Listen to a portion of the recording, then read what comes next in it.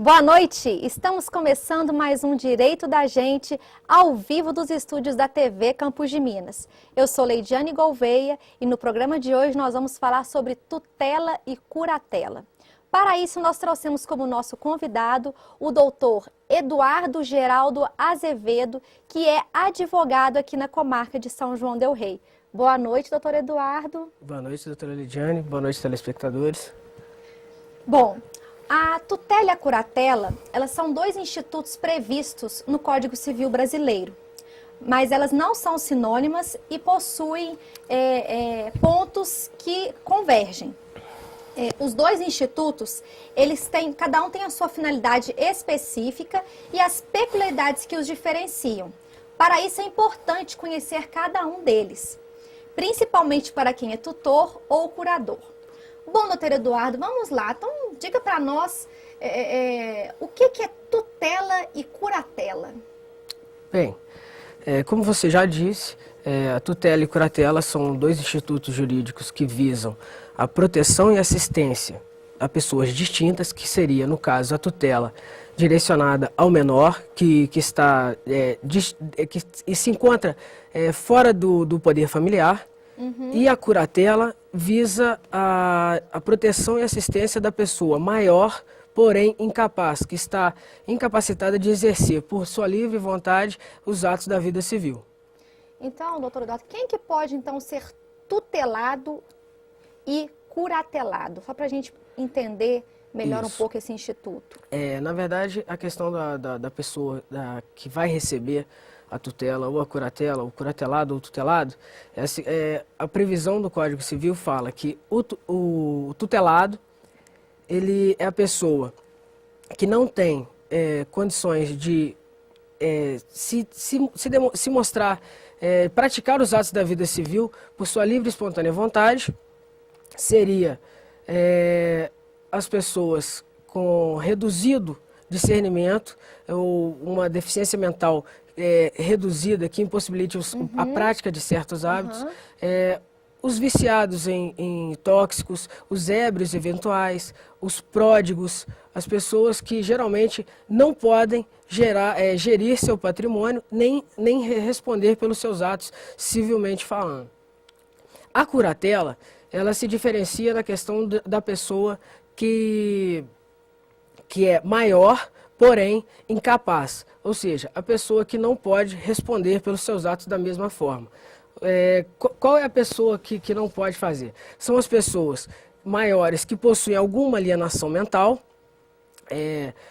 pessoas que têm o discernimento mental também um pouco desenvolvido, reduzido, isso mesmo, e pessoas cuja a doença, uma enfermidade temporária ou transitória, impossibilite essa pessoa de exercer os atos da vida cotidiana. Seria no caso, por exemplo, aquelas pessoas que ficam em estado de coma. Isso né? mesmo. Ela pode ser posta em curatela. Posta em curatela. A pessoa que, por uma enfermidade transitória, a questão ou mesmo duradoura, o coma, a pessoa que está no estado avançado de Alzheimer, que leva a pessoa à demência, à demência senil. Então, isso impossibilita a pessoa de gerir, a capacidade mental, né? de gerir os atos da vida civil, bem como o seu patrimônio. Então, essas pessoas precisam de que alguém substitua essas pessoas para que possa exercer por elas esses atos, seja para garantia dos seus direitos, cumprimento de seus deveres e mesmo a administração do seu patrimônio. Do patrimônio, a proteção. Isso, para proteger também que outras pessoas, não, por maldade, não venham a dilapidar esse patrimônio e deixar a pessoa em desamparo. Só para os nossos telespectadores entenderem, doutor Eduardo, o que seria a pessoa, o ébrio, e o que seria o pródigo, para que eles entendam? Sim. A questão do ébrio habitual é aquela pessoa que sempre tem a habitualidade de sempre estar consumindo álcool imoderadamente, e essa pessoa, ela, durante várias horas do dia, ou mesmo o dia todo, ela não está em consciência de responder pelos seus atos. O pródigo é a pessoa que não tem a administração do seu patrimônio, do dinheiro, vamos assim dizer. É aquela pessoa que não tem controle do seu patrimônio. Gasta-se além do necessário, joga-se dinheiro fora, vamos assim dizer, e não se preocupa com o amanhã, ou mesmo com a sua subsistência ou da sua família. É a pessoa que não tem controle com a questão financeira e patrimonial. A diferença são essas. Então, a Ângela do Tijuco, ela está parabenizando a apresentação. Obrigada pelo carinho, Ângela.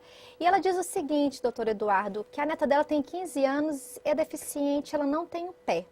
E ela recebe um benefício.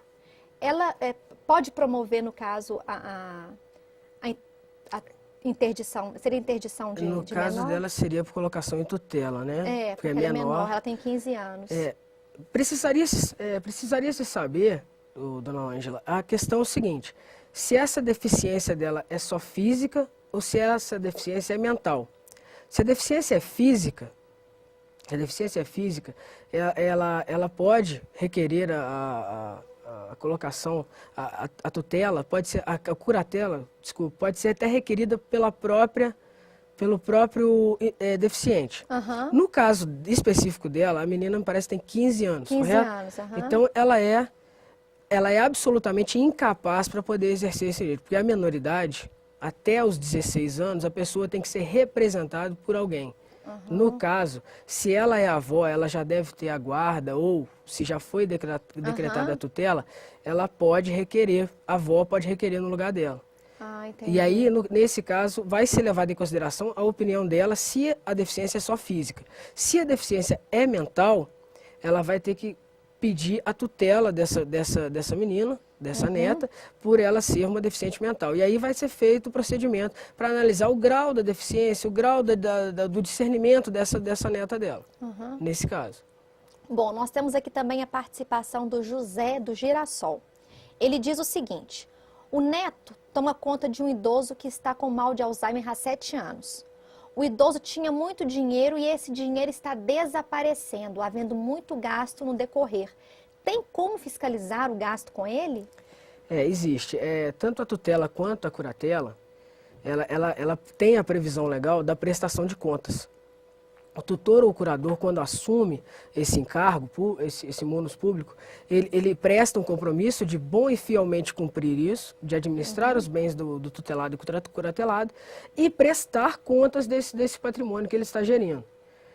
Na verdade, a prestação de contas ela é anualmente, deixar bem claro, o tempo de prestação desse munus, ele é de 2 anos, e anualmente, de ano em ano, o curador ou o tutor tem que apresentar ao juízo um balanço da sua administração.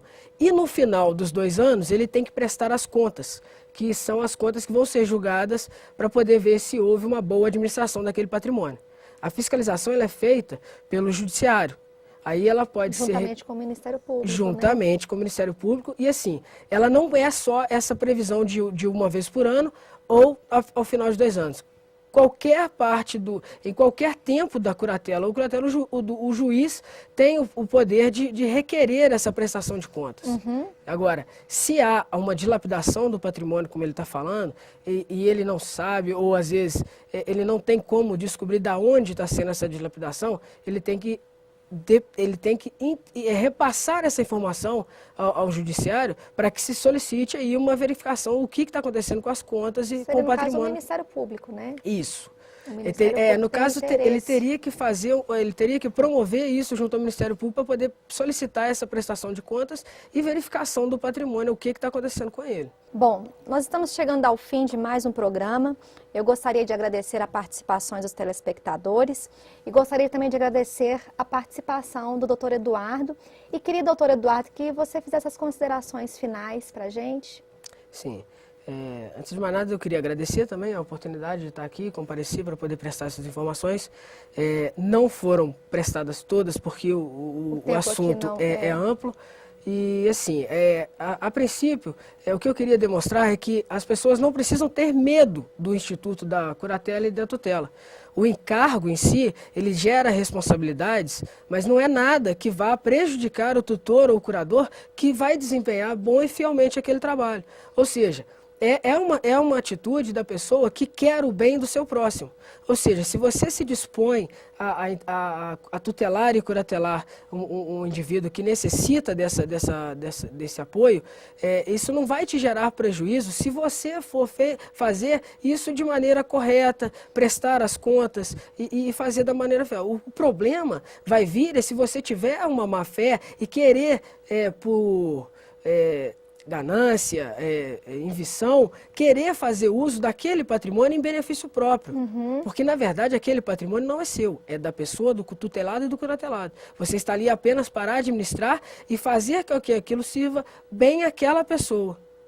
Lógico, se for existir o patrimônio, você vai ter a remuneração que vai ser fixada pelo juízo.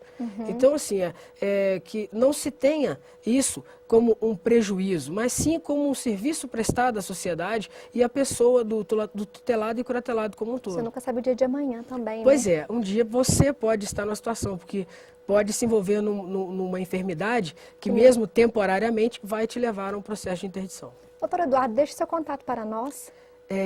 Eu trabalho na Marechal Deodoro, 228, o meu escritório.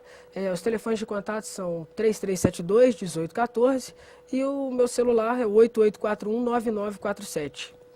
E para você que não viu ou quer rever o nosso programa, ele é reprisado às quintas-feiras às 10h50 da manhã e às sextas-feiras às 10h10 da noite. Na próxima quarta-feira nós temos um novo encontro às 7h30. Contamos com você. Boa noite.